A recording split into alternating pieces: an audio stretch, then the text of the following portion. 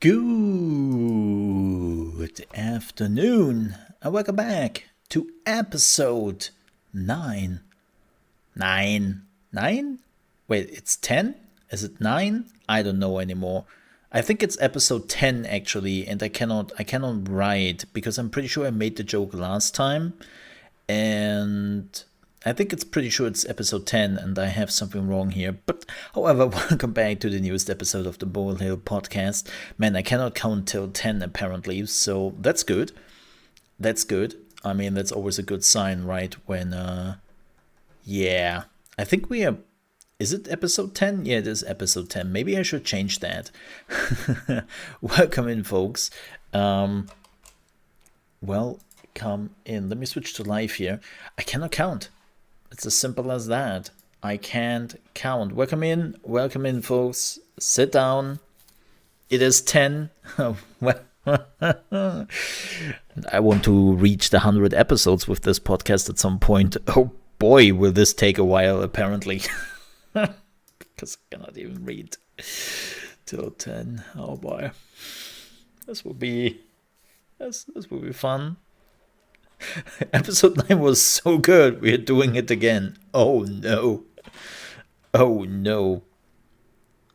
That's a movie if I have ever seen them. And he had to stream the same podcast episode every week. Yes. And daily greets the mole. Thank you. Welcome in, folks. Yeah, I changed the title. But our main topic will be later on in the show. Nvidia, you are a problem. And I really mean that. Nvidia, you are a problem for literally everyone, especially for yourself. Like, yeah, there's a lot we have to talk about. But before we get there, as per usual, we will have our normal how was the week talk, and talk about some gaming news here and just about the thing, and then some streaming stuff, and then we are going into the main topic. So the same thing as usual, so to speak. So one of the main games I have been playing off stream, I was actually thinking about playing them on stream, but I also decided not to, kinda-ish. I've been playing quite a bit of Cyberpunk 2077 in the last few days, thankfully, because of the anime. No, I actually started to play Cyberpunk again when I had my vacation, and I wanted to see what happened to the game. And now I have been basically watching the anime in conjunction with playing the game. And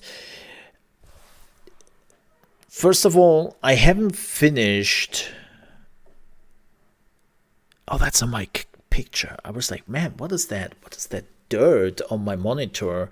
But apparently it's on my new desktop background I have from the game. Interesting. But no, like I've been starting the game because I really wanted to see where it's now at nearly 2 years after the release. Believe it or not, it has been nearly 2 years. And yeah, I'm not the only one who has been jumping into the game. If you are looking at SteamDB, you can see very quickly that the numbers have been going up quite a bit. Like, the numbers have been exploding. And Cyberpunk is now back to one of the biggest games on the platform. They're now like the top 10 again. Yesterday they reached over 61,000 players. There you can see the numbers. Like, this was basically, this was the day when the anime did go live, right? That was when the anime did go live. It was a static, like, some people jumped in when the announcement happened a bit, but you could see here, right, like how this whole thing just collapsed and stayed pretty much on low numbers, and now it's just going up. It's just going up, right? Like it ditched very quickly. It's kind of crazy how that went out of the window. But yeah, it's now slowly getting up there and is slowly stabilizing. What I can tell you about the game is, so I know that CDPR is basically telling you that the game is now fixed and it's now in a good state and this is the state like you want, yada yada yada. Let me tell you something. No, it's not. It is now a game. It is playable from the beginning to the end, and it doesn't have major issues. Right. But you won't believe how many glitches I still have. I still have glitches where people are falling through the stairs, doing T-posing.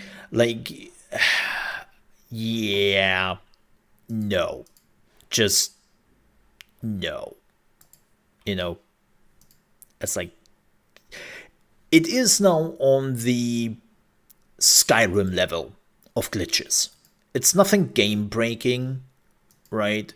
But there is still enough moments where you just think, "Ooh, this could need some love." you found Vampire Survivors. That is actually a fantastic game, which is not totally glitchy.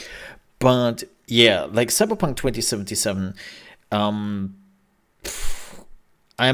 This is my first playthrough, so to speak.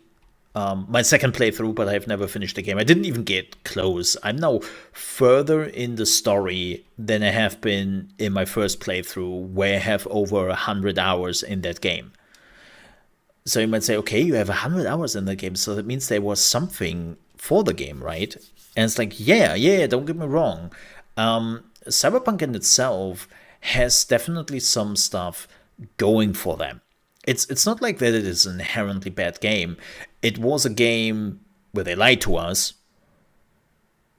They promised and showcased a lot of things which did not exist when the game came out. Like, that's the reality of things. Right.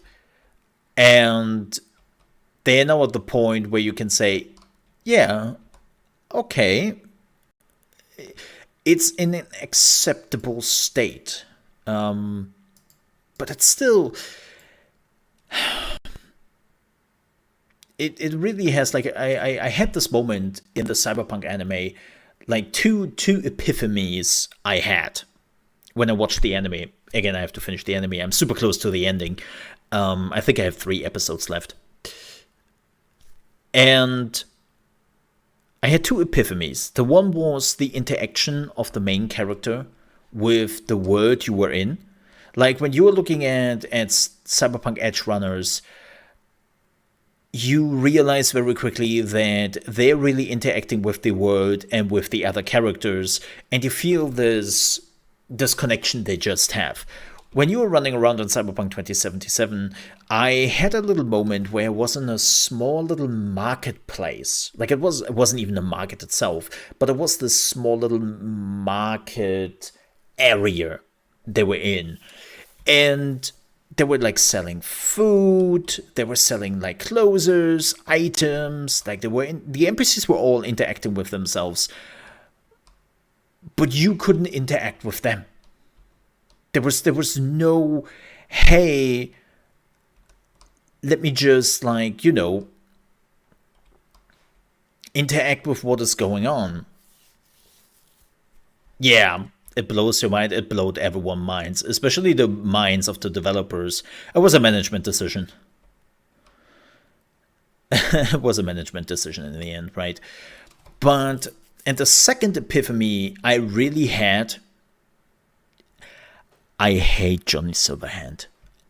I hate him so much. And I know this is something they probably aimed at, right? To depict him as a dick. But the problem is, it's not Johnny Silverhand itself. It's Keanu Reeves. Keanu Reeves is a problem. Because he is such a force, right? I mean, it's freaking Keanu Reeves. And don't get me wrong, love Keanu Reeves, and I think he is amazing. He is an amazing actor, an amazing human being. But the reality is, he takes away of you being the main character, right?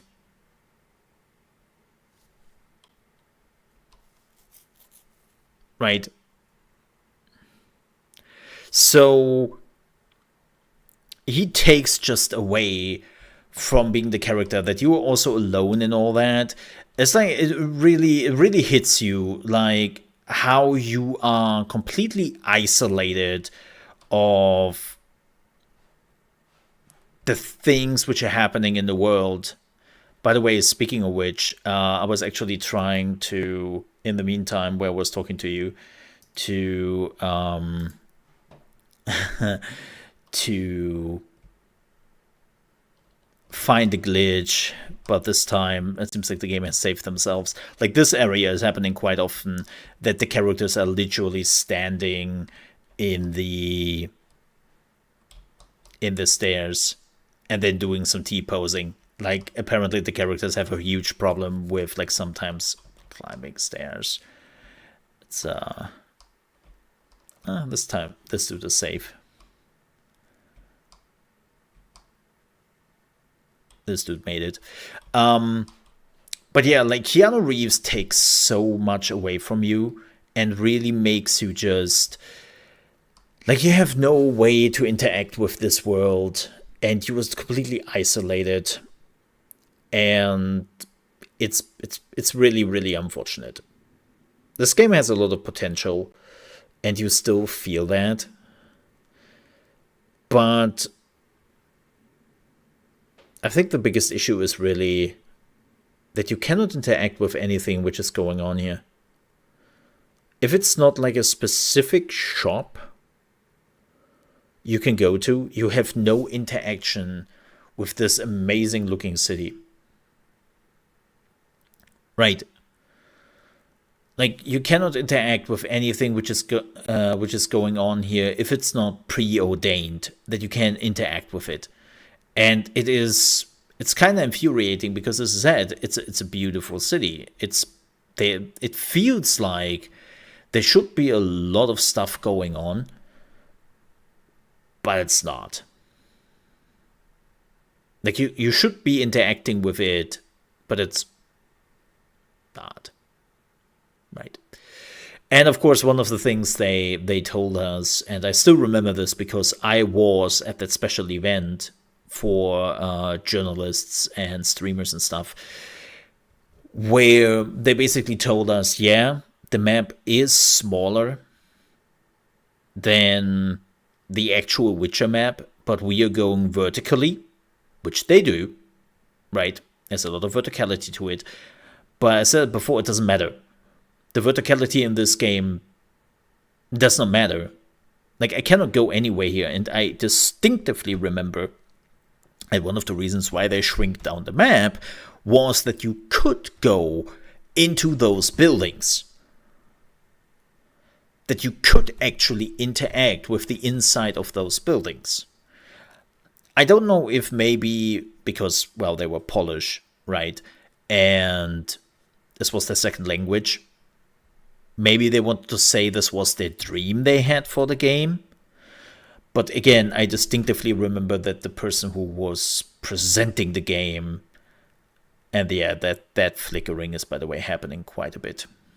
This is like the lighting flickering in this game is happening quite a bit. Like, this feels like another game where I think also the lighting, they very much like used ray tracing for most of it. And then they had to like realize that not everyone can use ray tracing. Right.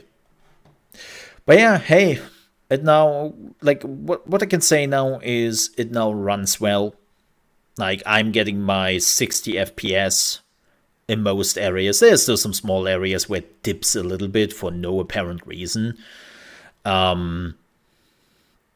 Like it was really bad when I first streamed it, and it was sometimes unstreamable because we had so many drops, even under 30 FPS. Like I remember distinctively that I had like some 15 FPS or something like that. And yeah, just glad that it finally runs well. But it's like it's the bare minimum I'm expecting from a game. Like this one here, right? You have this, what is his name? Giovanni Brisi, right? You cannot interact with this. You cannot go in there. There's nothing. Like you can do nothing with this. Like even in a GTA, you could have done something similar. Like again, this is an amazing city which invites you to walk around and interact, and there is no interaction. Look at this. Like, there's a little store, and you just got the coffee out of your ass. Okay? And you cannot do anything here. Like, even if it would be just like buy some food, buy some drinks, you cannot do that here. This person is completely not interactable. And she put the coffee back into her ass. Awesome. Like, it's really unfortunate.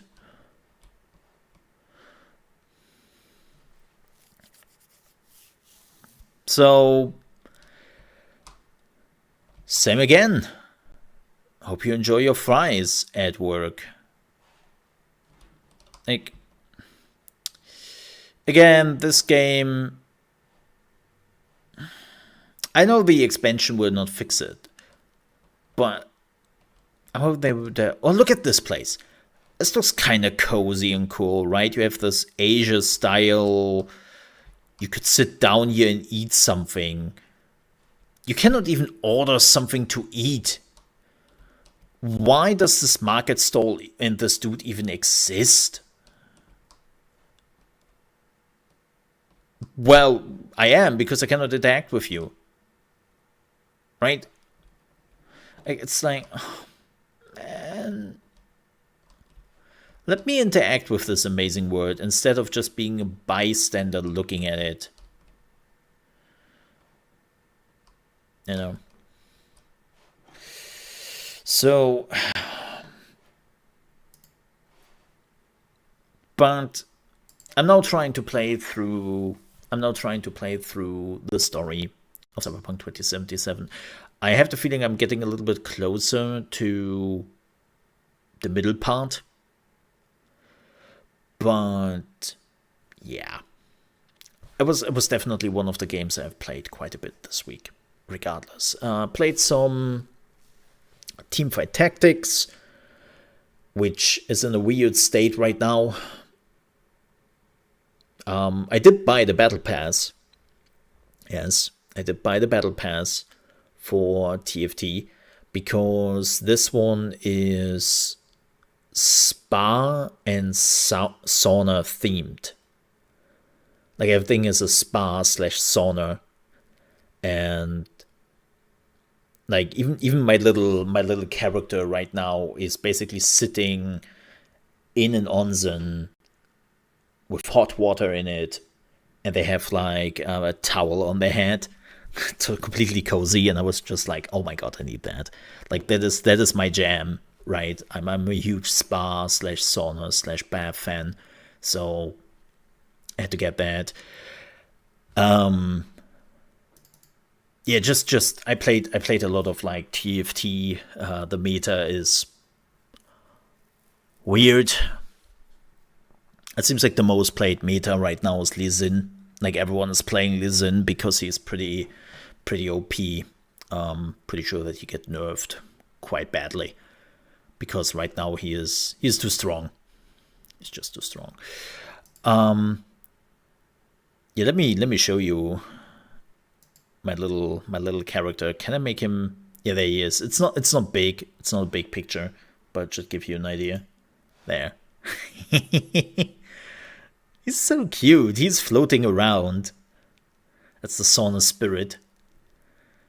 It's all bubbly and hot, and he's like always chill.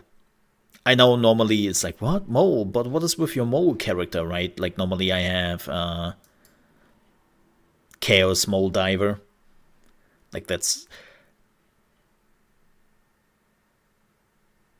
I could upgrade it to level 3, but I haven't decided on that yet. Normally I'm using that guy because it's, well, ChaosMole, literally. But right now I'm playing the Sauna Spirit. It's really cool. The same goes with the arena skin. I'm working on the pool. Right, there is like the pool area you then can upgrade. And yeah, so far I'm enjoying the TFT season. They also have like some really cool like buckets you can use as an attack and all that. It's a spa thing. So yeah, did go for that. What else did I play? Oh yeah, we played Metal House Singer. And by the way, if you haven't checked out the game yet, if you haven't played it yet, you should. It's also on Game Pass for consoles and PC. But it's a fantastic game. It's a short game. If you just want to play the campaign, be aware that it only takes 4 hours to finish the campaign. But, and I have to point that out, but it is one of those games where you should do all the other things and not just the main campaign, right? And you can repeat the game like you want to hunt the leaderboard. But if you love rhythm games and if you love metal, like this game is just amazing. Like seriously, it's such a good game, and it's really one of those games which rewards you for getting better and better. Like I'm seeing people who have played nothing but that game for the rest of the week, and they got really good, and they're doing some crazy shit now. I can't. Like my brain is getting fried the moment I'm trying to get like used to it. Like my brain cannot comprehend to go by the beat and do everything by the beat. It's just not. My brain cannot work with that. It literally makes me hurt. So, but still, it's a freaking amazing game, and you should check it out if you haven't already. We played a little bit Tribes of Midgard yesterday. Came out last year. It's a Viking survivor game, and man, I've been playing the survival mode a bit more offline, and I should have done that before I played the normal mode. It's really weird what they are doing in the survival mode, where they are actually explaining everything to you. Like we did jump into the saga mode, and the game is giving you like a quick overview on, okay, this is how you craft your weapons. This is how you collect stuff. Now you're on your own. Good luck. In the survival mode, the game is literally like, all right, this is a cold area. You stay here too long, you're slowly freezing. Check out your stats. This is how you can change the stats in your equipment. Do this and that to be not affected by the cold area. Oh, okay, you just like farm that specific resource to upgrade a tower or something like that. Like the game is really telling you, it's not like taking you by the hand, but it's actually telling you just how a mechanic works in the game. I was like, why is this not in the saga mode? Why wasn't this explained to me? Yeah, it kind of sucks a bit. So I'm now playing the survival mode a bit. But I like Tribes of Midgard. Then again, I also got the game dirt cheap. It was on the sale a while ago. I think it was Greenman Gaming. I don't know which website it had, but they had like a sale for Tribes of Midgard for $5. So I got the whole game for $5. And I was like, yeah, okay. Yeah, okay. $5, I can live with that. And so far it has been pretty fun. Yep. And you can also play it with more people. So played some more Hitman yesterday, which was nice. Trying to get used to the new map. I'm right now I'm playing Hitman 3. If you don't know, I'm playing Hitman 3 for years now, or the Hitman series, because it's one game, right? Like you can play all the other games together. And I've been playing this now for years, and I have hundreds and hundreds of hours in it. I think I'm getting closer to like 800 hours now at this point. I love Hitman. It's such a great thing. And at the beginning, I'm just playing the levels like a complete noob. I'm not trying to optimize anything. I'm not trying to beat the high score. I am not trying to achieve anything, right? But I'm actually getting quite competitive with Hitman at some point when I'm trying to just figure out shortcuts, figure out like the route of certain NPCs, where they're going, what I can do about it, and so on and so forth. And it's just for myself because, as I said, there are leaderboards for Hitman, but unfortunately they are full of cheaters. Like they are literally people who beat the game in 4 seconds. And there is no way how you can like kill targets in 4 seconds. It's not physically possible. Because no matter where you start, there is no direct path to your targets. Like it's just not possible. Especially not how some people then beat this as silent assassin in 4 seconds. It's like, okay, I know some maps where if you are really fast, you can maybe kill your target in 10 seconds when you shoot them in the face, but everyone will see that. There's no way how you can spring this in 4 seconds and all that. It's really unfortunate. It takes the leaderboard out of the game at that point.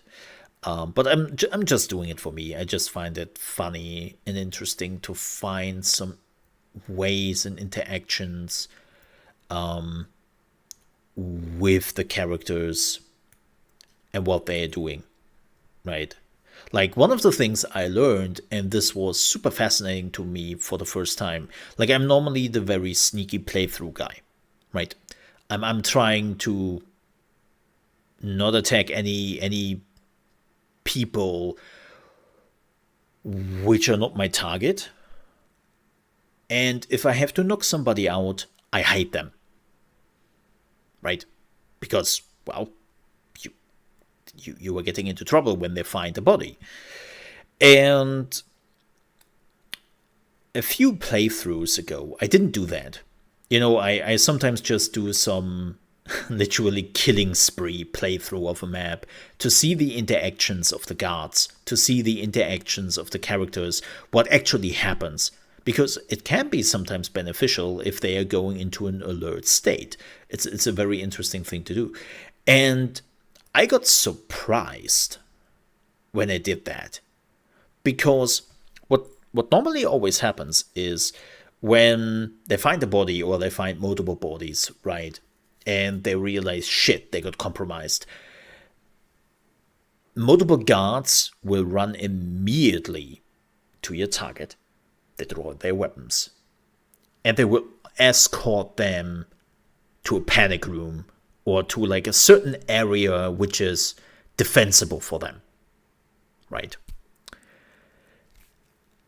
This time, my target was like, oh shit, a body. We have been compromised. and he draws a gun and goes hunting for me. And I was like, wait, what? Wait, what? This was the first time I have ever seen that in any of the Hitman levels, that the target is like armed and is actually behaving like a guard and is starting to hunt for me. Like I was just sitting in a hidden place, and I was just like,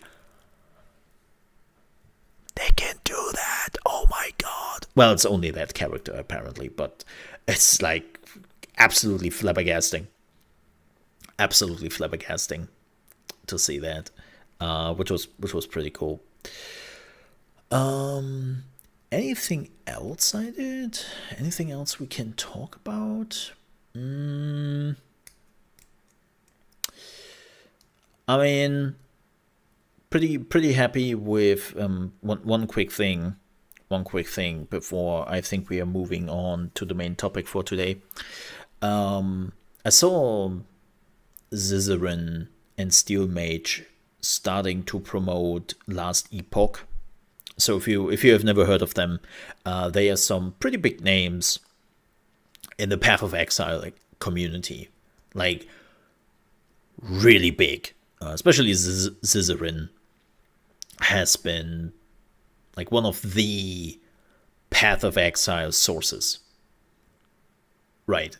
Like he is a force there, and they started to promote the closed beta of the multiplayer of Last Epoch, and they were talking to the developers, and it's really good to see that Last Epoch slowly starts to do their marketing, especially because the multiplayer aspect is finally ramping up. And we would definitely dive into Last Epoch when it comes out. And not just when it comes out, when it goes into multiplayer. I'm actually also planning to do a little bit more of Last Epoch Guide. I don't know if I can actually keep up with the people who have been doing this for a while. If you're going to YouTube, you will already find some established Last Epoch YouTubers who have really done a lot. The problem is just why I'm bringing this up. And hey, Geek, how are you doing? The reason why I bring this up is I'm a little bit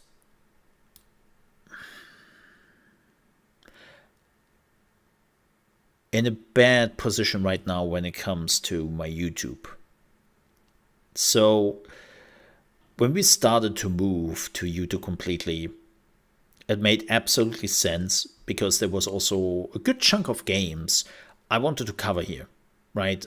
I already had a plan for multiple games starting in August, then September, then October, then November, and then I would have like enough games I could cover here on the channel. I could also stream at the same time. Like I wanted to get a little bit more planned or scripted in that regard when it comes to like the YouTube content I wanted to create. Right. I had some pretty detailed plan about what I wanted to do on my YouTube channel with original content, guide content, and streaming content. And they basically all went to shit. It all went to shit. Why? Because developer postponed their releases. Starfield, somewhere next year.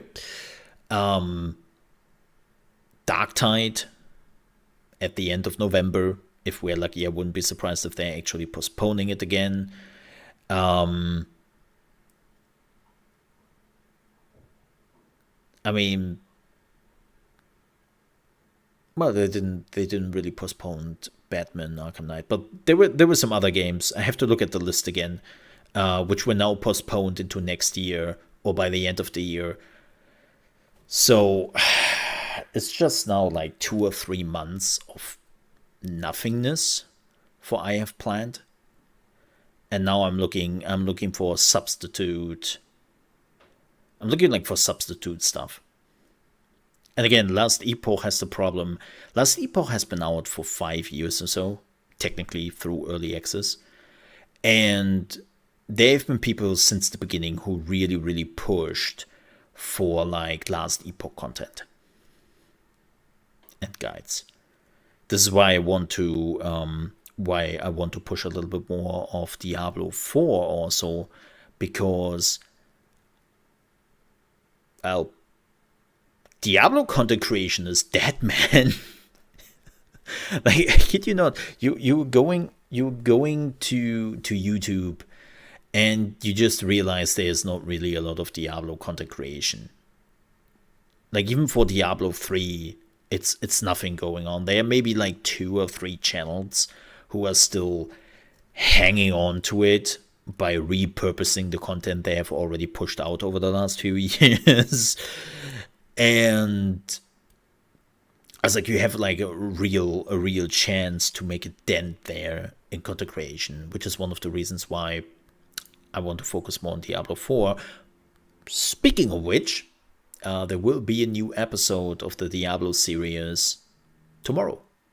Because as you know, I have been announcing that most of my original content, which is not guide related necessarily, is coming out over the weekend now. Like this podcast you're watching or listening to, depending on where you're doing this, will happen now on Saturdays. Why? Because then we have the whole week of announcements and I can just do it on Saturdays.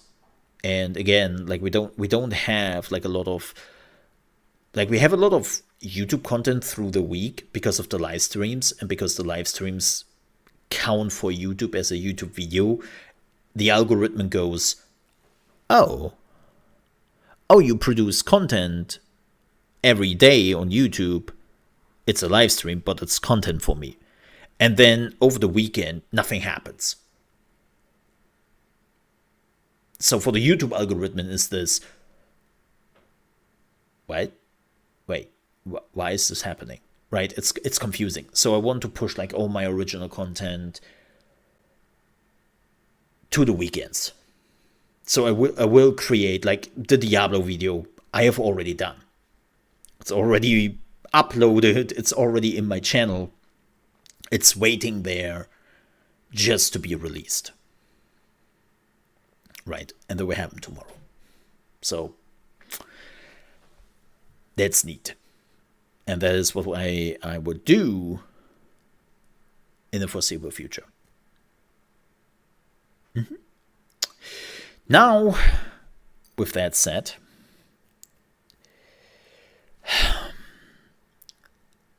let's move to our main topic for today. Nvidia, you are a problem. And before we jump into this topic, I have to make something clear. My rig, my PC I'm running right now, has a GeForce RTX 2080 Super in it, sponsored by Nvidia and EVGH. This was a sponsorship I took, I think, 2 years ago, 2.5 years ago, something like that, when I was still on Mixer. And it's kind of hilarious that this is a sponsorship which was basically done in partnership with EVGH. And, well, if you already know what we are going to talk about, then this might be hilarious for you. If you're like, huh? I don't get it. Then let me tell you what happened. So why do we talk about Nvidia today? Well, I had a different topic in mind. Did I say EVGH, not EVGA? My bad, misspelled. Look, English is my second language. Please don't hate me. EVGA. I don't know why I say H. I don't know. There was a dingus in me. Thank you. That was the dingus in me. Absolutely. Happens.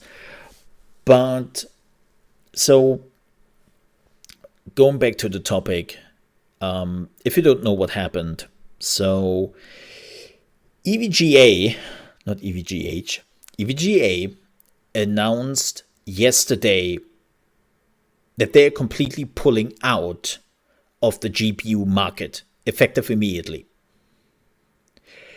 And that is a huge announcement. That is a huge announcement for the retailers, the creators, for Nvidia, and, well, for you. For me, Mo, I just buy my build online. I don't care what GPU it's in it. Like, I don't care, man. Well, throughout this topic, you will realize very quickly that it will affect you, and maybe not in a good way. So, why did they announce this? What happened? So, keep in mind, this is what EVGA says. This is their version of the story. Nvidia doesn't really want to say anything about it, so we have to go with it. And they mentioned two critical points here on what happened. The one they're pretty vocal about, the one point, and the other one, not so much, because it's not a heart-throbbing story they can spin around it. So let's go with the first reason why they said, we are out. And that is apparently because Nvidia has been absolutely disrespectful to them in the last few years, and it has become more and more tiresome to work with them, and at this point they just said, we have enough. And that's kind of crazy when you think about it, because 70% of their annual income is GPUs, and they are making exclusively GPUs for Nvidia. They're not doing anything for AMD or for Intel. They're basically the power color of AMD or of Nvidia, right? Because power color is doing exclusive GPUs for AMD, and EVGA has been doing this exclusively for Nvidia for decades. And they said, we can't do this anymore. Like, Nvidia has been absolutely disrespectful to us, has been undermining us and strong-armed us for years. And here's the thing, from what we hear from other third-party companies, they are feeling the same. They are feeling the same about Nvidia and how Nvidia is treating them. There's actually a running joke going around in those companies which says, yes, the GPU market is hard, but it's harder to be an Nvidia partner. And when you hear that, even on the management level of those companies, it's like, what are they doing to you? Well, and the second answer to that, which is the second point, they are not too vocal about it, but they did talk about it, is the win margins for GPUs are abysmal. We are talking about console level of win margins when it comes to the GPUs. Years ago, when I was still working as a journalist, which is now like about 8 years ago, keep that in mind, I heard win margins from companies between $10 and $25 per GPU they are selling. That was 8 years ago. Things might have changed for the better or for the worse. But just think about it. They are selling an $800 to $1,000 product, and they are only making about $10 to $25 out of every GPU sold. Think about that. That is a super small win margin. And it's dangerous. Because the moment something happens there, you are in trouble. And I think this was one of the reasons why EVGA has just said, nah. Because when they are looking at the other products, like they're doing motherboards now, right? They're doing cases, and one of the main things they want to focus on a little bit is power supplies. And apparently the win margins on those are worlds in between. It is absolutely like a different playing field for them.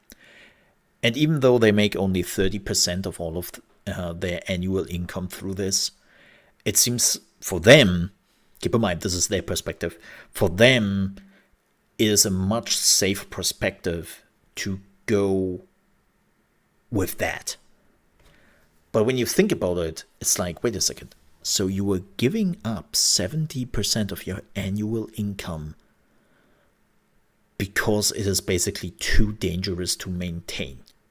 And you have bully Nvidia strong-arming you through like certain areas. One of the main reasons, which was also cited by other companies in this area, was that they apparently never knew anything about the new GPUs coming out before we knew about this. So what that basically means is they had a product coming up. They would be partnered with Nvidia for that product to bring it to the masses, but they knew nothing about the product. They had to watch the Nvidia showcase with all the other people to find out what the specs would be on that new GPU and how much that new GPU would cost. Think about this for a moment from a company's perspective. You are signing up to distribute a product around the world by knowing nothing about it besides of it's Nvidia and it will be a new GPU. And then you have about 1.5 months to prepare everything for that start of the product line. That's crazy. And then you are having win margins around $25 before taxes. It's like, yeah, I can kind of see that this is pretty shitty. And they have been apparently talking to Nvidia, and they have been asking to just change their behavior, and Nvidia has been pretty much saying, no, we won't. So why is Nvidia doing this? Well, Nvidia has been apparently very afraid of leaks. Like, leaks are happening, unfortunately, but Nvidia has been very conscious about it. They has been conscious about it for years, and they apparently just don't trust their retailers anymore. Which is like, whoa, okay, well, that seems to me like a pretty big issue in partnership when you cannot trust your partner anymore, right? It's like, that's not good.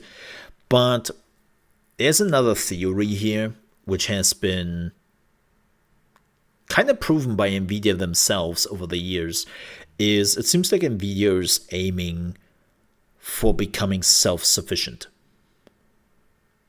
That they can just go the Apple route, right? Where they are producing the product, where they are shipping the product, where they are selling the product all by themselves. And interestingly enough, this started in 2016 with the 10,000 series when they announced the Founders Edition. And they announced the Founders Edition, of course, third-party manufacturers didn't know about this, they were surprised about this as everybody else was. And they were reaching out to Nvidia immediately, and they were going like, hey, are you trying to compete with us now? Are you trying to take like part of the cake away from us? And Nvidia's response to this was apparently, no, we are not doing that. That's not our plan. This is more like a collector's edition we are creating. You know, it's like only a few units will be made, and it will be more expensive than your cards, and people can then just get it as a kind of collector's edition thing, right? Yeah. And then the Founders Edition came out, and the manufacturers just realized they got lied to. Not only did Nvidia create millions of those cards, but they also undermined the price point of the third-party partners who manufactured normally those cards. Like, they undermined the price tags. So they were, of course, pretty pissed about this. And now people might say, okay, Mo, well, let's say they're trying to go the Apple route here. Why haven't they already done so? Like, it is now 6 years since they basically started to create their Founders Edition stuff. And they haven't really kicked out their partners yet. So I don't really see a reason why they would do it. Because it takes a long time. Like, seriously, you have to understand how long something like this takes. And I cannot really talk about the manufacturing process because I don't know. It's not my area of expertise. But what thankfully is my area of expertise, because I have a master in logistics, is the supply chain and the logistic process behind this. Yay! No, like seriously, I have a master in logistics, if you don't know about this. I have also been working in the logistics many years ago, before I did go into the gaming industry. And that was basically where my area of expertise was. And let me tell you a quick little story here. About 12 years ago, my company, which was one of the biggest logistics companies in my country and in Europe, had a new approach. They wanted to partner with certain products directly to become their exclusive logistic company in that country, right? And they found one in a new company who tried to sell premium vodka. I know that's a weird combination, premium and vodka. But again, that's what they tried to sell. And it was a mess. It was an absolute mess. Because there were two companies who had completely different visions on how this would work. And my company was a little bit blind at that point. They basically believed when they signed the contract with the vodka producer that they would know what the rules are in the logistics area, which they did not. They didn't care for. But so what my company then agreed to was to do the distribution, aka supply chain, to do part of the marketing, which was totally not our area of expertise, and to also do the packaging of all those vodka bottles. Again, not really our area of expertise, but my company basically believed that the vodka company would just send like in a few hundred bottles per day, which then should be packaged for special marketing moments, right? And we also had to figure out the supply chain. Like, we were also reaching out to supermarkets and grocery stores that they would take in this new vodka, right? So that was also our job, why ever we did that. And so it became pretty clear very quickly to us that not a lot of supermarkets and grocery stores were interested too much into having like premium vodka standing around in their supermarkets, right? And so the amount of vodka bottles which were ordered by them, especially because it was a new company, it was a new product, so they wanted to test out how it would actually do in their supermarket. It wasn't a lot, right? I think for the first month, we distributed about 500,000 vodka bottles countrywide. It's not much. It's not much. Because I wanted to see how it goes. But the producer company has completely miscalculated and thought we would sell millions of bottles. So instead of sending us a few hundred bottles per day, we had trucks after trucks after trucks with tens of thousands of those bottles coming in every day. They had to be packaged, they had to be prepared for marketing, and it was a disaster because we didn't have the room to store those vodka bottles. The supermarkets and grocery stores in the country were like, dude, we just want to see how the product fares first before we are ordering more, so we would definitely not store this in our supermarkets, so we would not take it. And when we told that to the company was like, what? No, like, our product is premium. Just this is your problem. And it got even worse. Like, I had a moment, oh my god. When it came to transportation, we were pretty clear what we can transport on a daily basis, right? Because we figured that all out.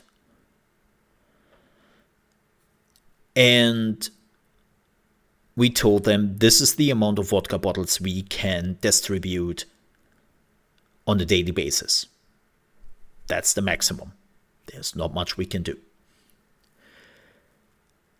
And I literally had a dude yelling at me from that company why we are not stacking those pallets with the vodka bottles on top of each other inside the trucks. And we're like, what? Dude, those are vodka bottles. Like, what? Yeah, it will work. Like, just use some plastic wrapping and it will work. It's like, even if that would work, which, believe me, as an expert, I'm telling you it won't, we cannot do this by law. And I will always remember how the dude looked at me and literally just said, can you not bribe them? What? Dude, when a police checkup is happening on one of our trucks, and they will happen, and they see this, we are in big trouble. And his answer to all of this was, just bribe them. I was like, oh my god. And if you're asking, okay, what's the point now? The point is that building up a supply chain, a functional, without any hiccups supply chain around the globe for a product like GPUs is a process which takes years. And years and years and years. So when Nvidia didn't decide to go self-sufficient yet and do everything on their own like Apple does, then there is a reason for that. And that reason is probably that they have to build up all the different areas they need to make this work. But in the long run, I could totally see that Nvidia says, All right. Third-party partners, it was an honor to work with you for 30 years. Here is a friendly thank you. And now piss off, because at this point you can only order Nvidia cards from the Nvidia website or in certain stores, if at all, and only through us. And they're already actively damaging their partners. Like, if you searched on Newegg for an EVGA card and compared it to an Nvidia Founders Edition, the EVGA card was $300 more expensive. Nvidia is already undercutting their partners, which would damage the partners in the long run. So, and now I can see you saying, okay, well, this seems to be like a fight between the partners and Nvidia.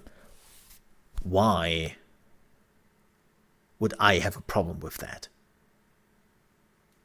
And the answer is, what do you think will happen the moment Nvidia has everything under their control?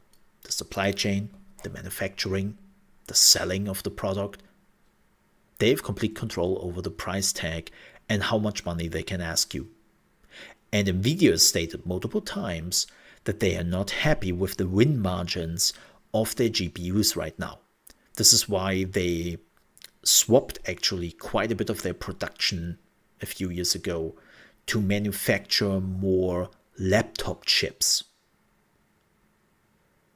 Because the win margin of laptop chips so much higher.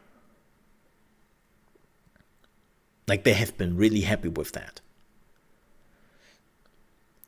And believe me, the moment they have total control about what is happening with their gaming chips in your PC, they will crank up the prices. I mean, that's basically what they are doing with laptops, right? I just look at the laptops. The laptops and the chipsets for that are exclusively manufactured by Nvidia. There is not a third-party manufacturer who is then like doing stuff to the chip and all that and make it like extra functional and condense it into a GPU you can then put in your PC. Like, it's literally Nvidia who is giving their chip to whatever laptop manufacturers out there. They're putting it into their laptops. End of the story. Right? Like, it's already pretty close to what Nvidia could aim for. And to be honest, that's kind of frightening. And we can only hope that AMD and Intel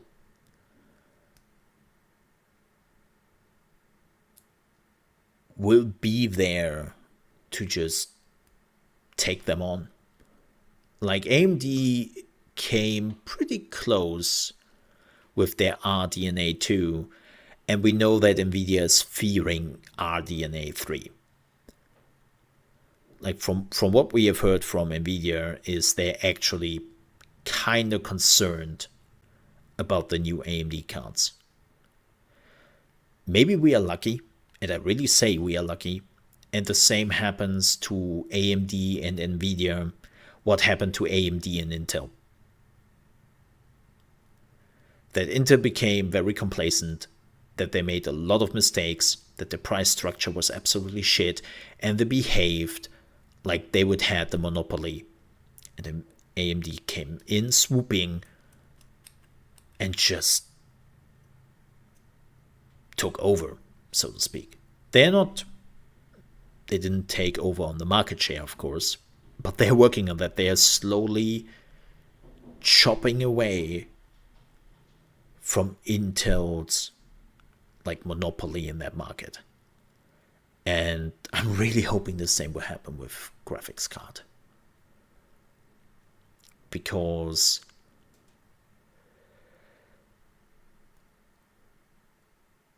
the last thing you need is to have only one GPU manufacturer. Like, I know that there are some fanboys out there who dream of nothing else but Nvidia being the only GPU manufacturer because they have been buying Nvidia GPUs for decades. But that is very dangerous, and you don't want that. But Nvidia, I hope that Nvidia is thinking about this hard. I really mean it.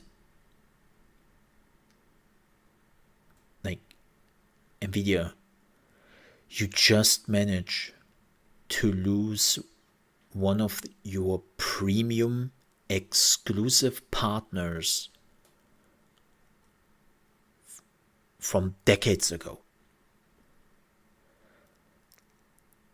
Like, when somebody says Nvidia cards, most of the people immediately think about EVGA. Because they have been such a staple for so many decades in this area. And that they said, this is enough. Like, we can't take this anymore.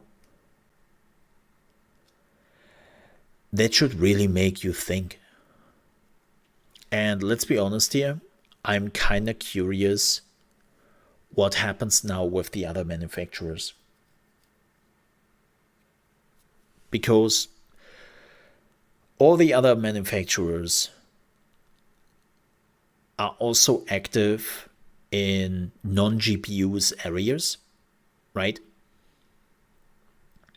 And like MSI, Asus, Gigabyte, and some others, like they have manufacturing far more than just GPUs. And I wonder if they will think about this now. Like, just think about this for a second. If there would be enough third-party manufacturers who just said, yeah, okay, I'm out, that would be a disaster. An absolute disaster. But they will probably not do it, because there is one big difference between EVGA and the others. EVGA is a privately owned company. They don't have shareholders. Like, they don't have to think about them. They can just do whatever they want, more or less. Whereas the other manufacturers are publicly traded companies.